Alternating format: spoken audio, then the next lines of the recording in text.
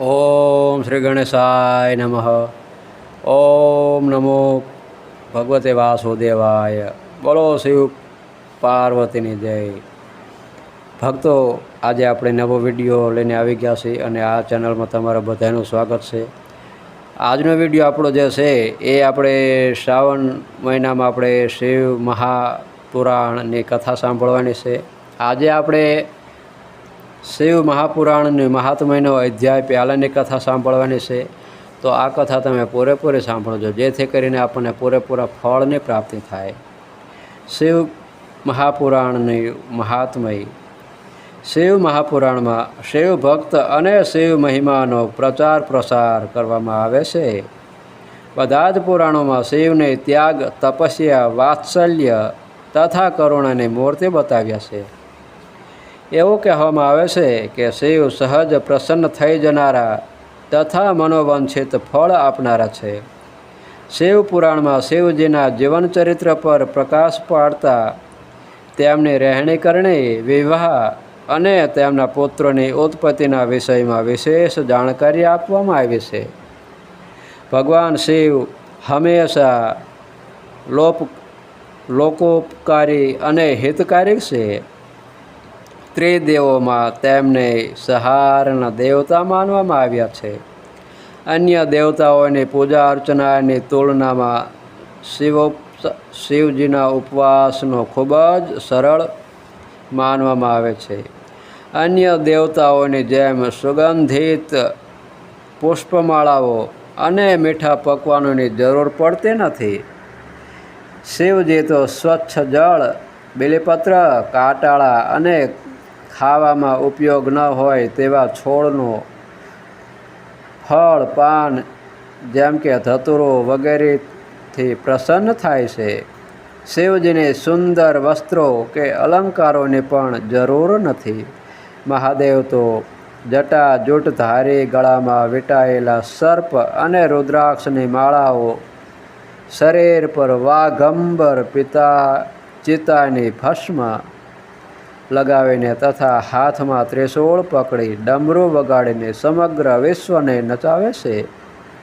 તેથી તેમને નટરાજની સંજ્ઞા આપવામાં આવી છે. તેમની વેશભૂષાથી જીવન અને મૃત્યુનો બોધ થાય છે. શીશ પર ગંગા અને ચંદ્ર જીવન તથા કલાના ઘોતક છે. શરીર પર લગાવેલી ચિતાની ભસ્મ મૃત્યુની પ્રતીક છે. આ જીવન ગંગાના પ્રવાહની જેમ ચાલતા છેલ્લે મૃત્યુ સાગરમાં લીન થઈ જાય છે.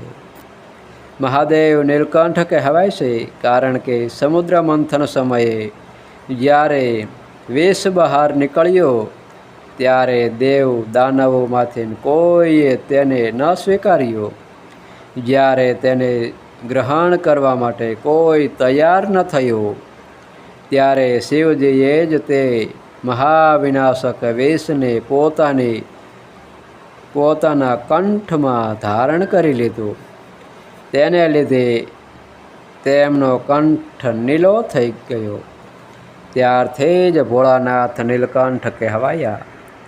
આવા પરોપકારી અને અપરિગ્રહ શિવજીનું ચરિત્ર વર્ણન કરવા માટે જ શિવ મહાપુરાણની રચના કરવામાં આવી.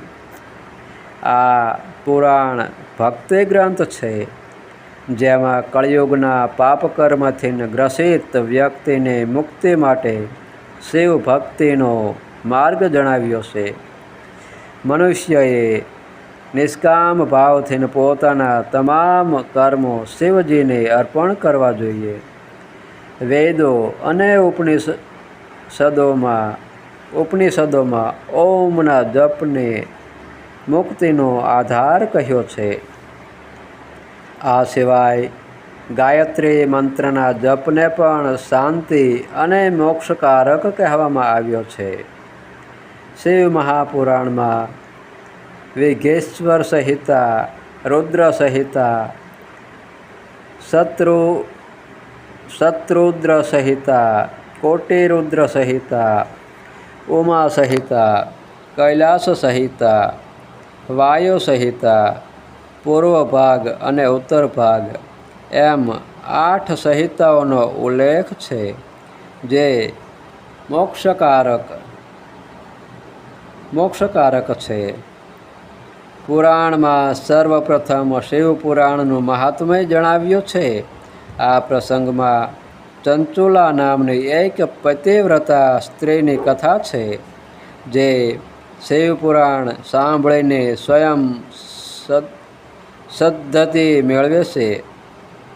એટલું જ નહીં, પોતાના કુમાર્ગગામી પતિને પણ મોક્ષ અપાવે છે.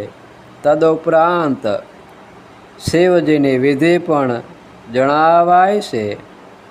શિવ કથા સાંભળનારને ઉપવાસ વગેરે ન કરવા જણાવ્યું છે, કારણ કે ભૂખ્યા પેટે કથામાં મન નથી લાગતું. સાથે ગળ્યું અને વાસી ભોજન તથા વાયુ વિકાર ઉત્પન્ન કરવાવાળી ડાળો, મૂળો, લસણ, ડુંગળી, ગાજર વગેરેનું સેવન કહ્યું છે. દરેક મનુષ્યે પ્રાતઃકાળે ઉઠીને સૂર્ય તરફ મુખ રાખીને શિવજી સહિત દેવતાઓનું ધ્યાન કરવું જોઈએ. એકઠા કરેલા ધનના 3 ભાગ કરીને 1 ભાગ ધનવૃદ્ધિમાં, 1 ભાગ ઉપભોગમાં અને 1 ભાગ ધર્મ કર્મમાં ખર્ચવો જોઈએ.